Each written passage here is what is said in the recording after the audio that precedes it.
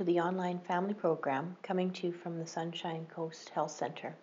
My name is Sarah, and I'm one of the counselors here. And we've been answering some really great questions sent in from family members of people struggling with addiction. So this week, I'm going to answer the question of how do you tell, what are the signs of a relapse before the relapse actually happens? This is a really good question. So many of you might know this, but some of you might not, that a relapse is often can be traced back to about a week or two before. It's pre-planned in some ways, although how much consciously planned, that's hard to say. But there's definitely some signs that lead up. So you can see it if you know what you're looking for.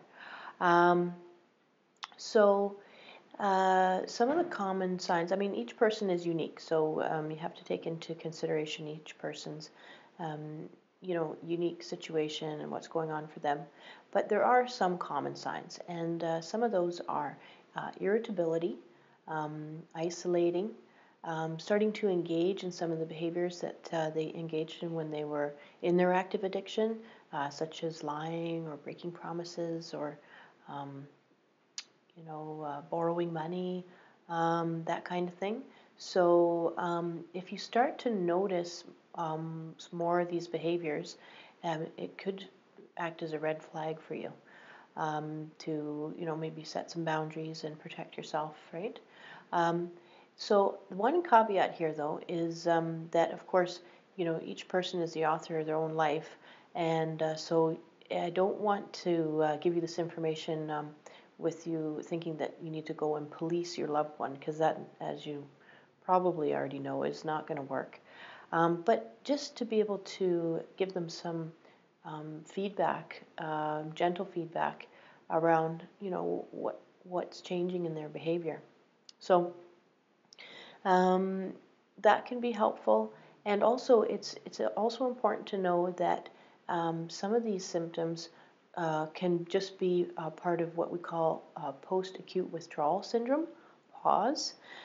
So that is something that somebody who struggled with addiction and is now in recovery will deal with up to 2 years.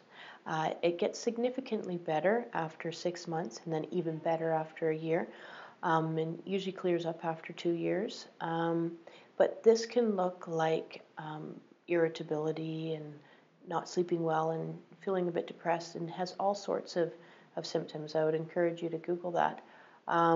So try not to get too worried if you're seeing these things. Just try to have open communication with your loved one. And it's really important, I can't stress this enough, it's really important that they don't feel judged by you as best as you can. Try not to have them feel judged, because if they start thinking in their mind, like, well, my wife thinks I'm using anyways, what's the point? I might as well use.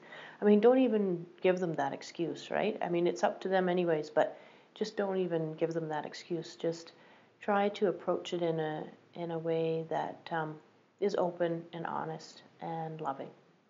So I hope that answered your question for this week, and we'll have another one for you next week.